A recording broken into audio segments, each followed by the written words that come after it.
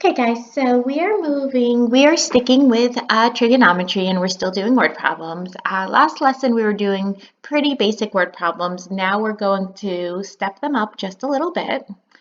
So for our first word problem, it says, a surveyor is 100 meters from a monument. The angle of elevation to the top of the monument is 41 degrees. The surveyor's instrument is 1.5 meters above the ground. Find the height of the monument to the nearest tenth. So now when we come to create this diagram, we know that the surveyor just can't be a dot on the ground. The reason I know the surveyor just can't be a dot on the ground is because they're giving him height, because they're saying the instrument that he's looking through is 1.5 meters above the ground. So I'm going to have, here's my surveyor, and here is his instrument, 1.5 meters above the ground. And now he's looking at a monument in the distance. So here's our monument.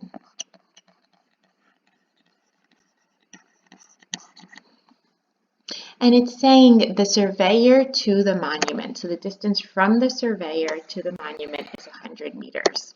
So we're saying this length is 100 right over here. And then they're telling us the angle of elevation to the top of the monument is 41 degrees. So where's that angle of elevation coming from? It's coming from the surveyor's eye or his instrument, whatever he's looking through. But we know from that to the top of the monument is an angle of elevation. So one ray of that angle is going to be going up. The other ray of that angle has to be going straight across. And when we go straight across to that monument, we're going to be making right angles on either side of that. So the angle of elevation is 41 degrees. So they want us to find the height of the monument to the nearest tenth. Now we know this is our monument. I'll move that over a little bit just so we have some space to work. That's our monument. Now we want to find the total height of the monument. The problem there is I only have one red triangle. I'll highlight it in yellow for us. Here's my right triangle.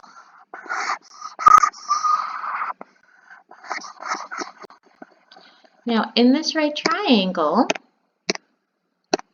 I can find x, but that's not going to be the total height of the monument. Once I find x, what am I going to have to do? Well, if you know the surveyor's instrument's 1.5 meters from the ground. So I have a triangle, but then on the bottom, I have a rectangle. So if the left side is 1.5, then the right side is also 1.5. So my goal is to find x, and once I find x, I'm going to round 1.5 to that, to x, to my value for x. So let's go ahead and see what we need to find x. Well, we know if the bottom quadrilateral is a rectangle and my base of that rectangle is 100, the top of that rectangle will also be 100. So now I'm looking at this right triangle where I have 41 degrees, I have x, and I have 100. Everything's going to be referenced to this 41. So x is opposite, 100 is adjacent. So we're going back to our SOHCAHTOA here. Everything always goes back to SOHCAHTOA. And we want the trig function that pairs opposite and adjacent, which is tangent. So tangent, remember, never stands alone. So we're going to say tangent 41 equals x over 100. Now we're solving for x. And what am I going to do to solve for x? I'm going to get rid of that 100, so we're going to multiply by 100 on both sides. So x will equal 100 times the tangent of 41. So in your calculators, you're going to type in 100 times tan 41. And now I know it says to round to the nearest tenth, But because this is not our final answer, if you round too early, you have a chance of not getting the most accurate answer. So when we're solving or plugging into our calculator, if it's not our final answer, we're not going to round to the nearest tenth right away. You need to at least keep it to the nearest hundredth. I always like to go a couple more decimal places out. So I'll go maybe 3 more decimal places out. So x will equal approximately 3 decimal places out is 86.928. Now on your calculator, you can just keep your 100 times the tan of 41 and press enter. And then what do we have to do with that value? We're going to add 1.5. So the height, I'm running out of space over here. I'll go into the next problem. The height of the monument is going to equal 86.928 plus 1.5. And now we will round that to the nearest tenth. So the height will be approximately 88.4 meters.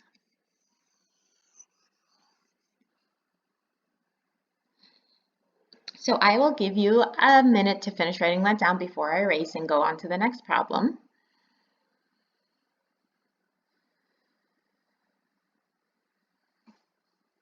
Okay, so now let's erase this.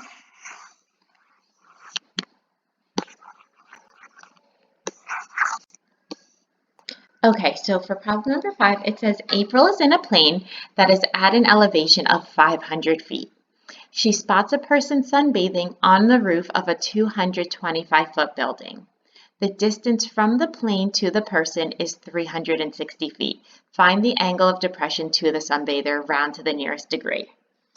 Okay, so April is in a plane that is at an elevation of 500 feet. So obviously this plane has already taken off. We're somewhat in the sky, might be landing, is probably coming into land. Whatever it is, it doesn't really matter. All we need to know is that the plane is at an elevation of 500 feet. So I'm going to draw the plane. There's my plane. Very basic. Not the best artist, as you can tell. Now they're saying the plane is at an elevation of 500 feet. So this is my ground. From the plane to the ground is 500. They're not saying the angle of elevation. They're saying it's at an elevation. That means it's elevated. It's gone up 500 feet. Now they're saying she spots a person sunbathing on the roof of a 225-foot building. Now this building is obviously shorter because the plane is at an elevation of 500. So here's our 225-foot building. And my person sunbathing will just be a dot. Here is my person sunbathing. They're saying the distance from the plane to the person is 360. Right? Well, the shortest distance, when they're talking about the distance, they're talking about the shortest distance. The shortest distance between any two things is a straight segment. So here's my distance of 360.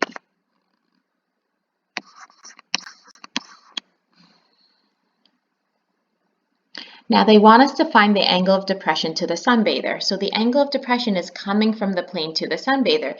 Now we know an angle of depression, remember, has to be made with one ray going down, and then the other ray has to be horizontal from the same point. So I'm going, get that back.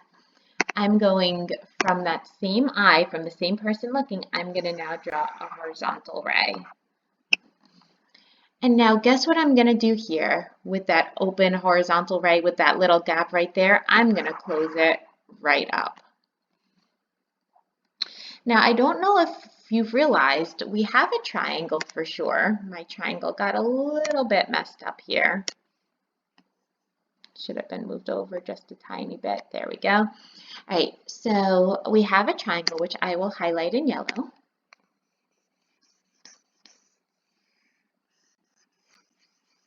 But I have more than just a triangle. If you notice, I have a really big quadrilateral also in this diagram, which I'll highlight in green, and then I'll undo my highlighting so we don't get confused.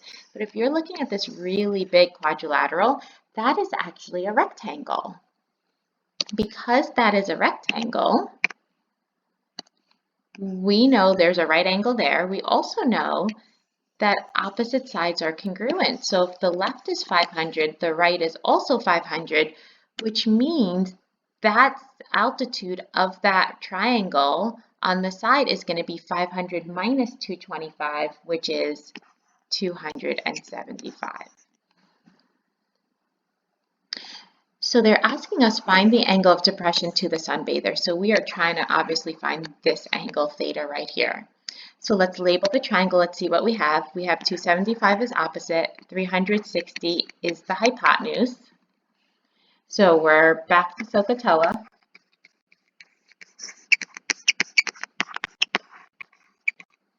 And we have opposite and hypotenuse, so that's going to be sine. So we're going to have sine theta equals 275 over 360. And now remember, whenever we're solving for an angle, which we are solving, that's when we're going to multiply by the inverse. That's when we're going to press the second sine button. So we're going to say theta is equal to the inverse of sine times 275 over 360. And this is what you're going to type into your calculator. So in your calculator, you're typing second button sine, 275 division button, 360, and then enter.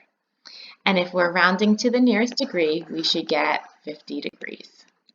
So the angle of depression to the sunbather is 50 degrees. Okay, so we are moving on to the last problem we're doing today. It says Greg is standing on a dock looking at a ship 50 feet away. The angle of the angle of elevation to the top of the sailor's head on the ship is 24 degrees. The angle of depression to a point where the water comes up on the ship is 32 degrees. How far is the top of the sailor's head from the water round to the nearest tenth? Okay, so here we have, obviously, our water. We have Greg is standing on a dock. Here's Greg. And then we have a ship. And on that ship, we have a sailor.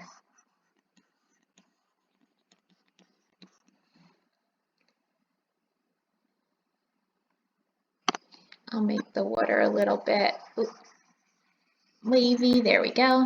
All right, so it says Greg is standing on a dock looking at a ship 50 feet away. So the distance from the dock to the ship is 50 feet. So that is 50 feet right there. Then they're saying the angle of elevation to the top of the sailor's head. So I'm going to draw an angle of elevation from Greg's eyes. And he's going to be looking up at the top of the sailor's head. So one ray looking up, one ray horizontal.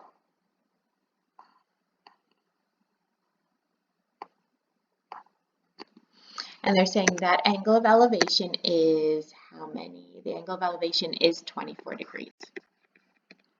But we're still not done. Then it says the angle of depression to where the point comes up on the ship is 32 degrees.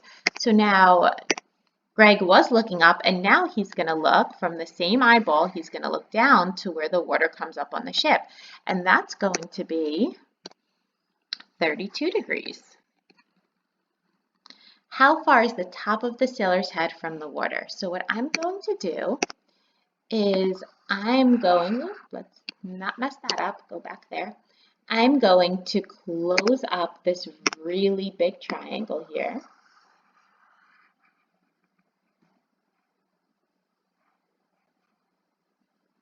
Here we go. And I'm going to have my right angles be right here. And I'm going to work with two different triangles. I'm going to call the altitude of the top triangle X. I'm going to call the other one Y. And now, I'm not sure if you recognize this, but we actually do have a rectangle going on here. I could highlight that rectangle for you. Right over here, we have a rectangle. So if the bottom of the rectangle is 50 feet, then the top of that rectangle, that horizontal coming from Greg's eye, is also 50. So let's write that in. And now we're going to work with two different triangles. So let's highlight the first triangle that we're going to work with. I'll highlight it in green.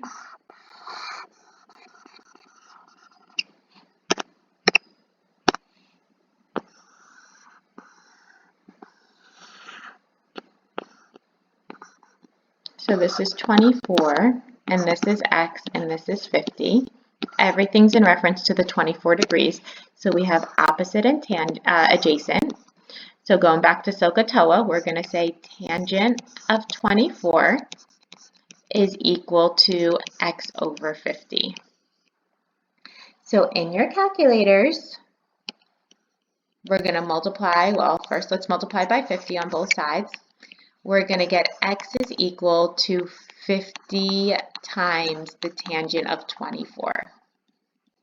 So x will equal, now remember, I said round to the nearest tenth, but we're going to need to add x and y together. So I can't round too early. So let's do 3 decimal places out. Let's do 22.261. So you did 50 times tan 24, enter.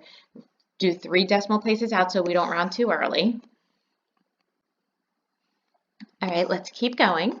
So that was the green triangle. Now we want to find y. So let's highlight this in yellow. So now we're working with this yellow triangle. I will redraw it over here. So we have 32. Up here is 50, here is y. And so once again, everything's in reference to the 32 this time, so we have opposite and adjacent. So we're going to say tangent of 32 is equal to y over 50. Multiply by 50 on both sides. And we're going to have y is equal to 50 times the tangent of 32. So in your calculators, we're going to press 50 times button, tan 32, enter. And you're going to give me 3 decimal places. You're going to get y to equal approximately 31.243. Now we didn't want x, we didn't want y. We wanted how far is the top of the sailor's head from the water. We want x plus y. So x plus y is going to equal approximately, now you round to the nearest tenth, 53.5 feet.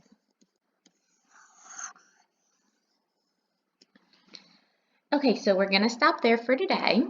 Tomorrow I'm going to have you do some trig word problem practice all on your own, and hopefully you are starting to feel much more confident with this stuff. Have a great day.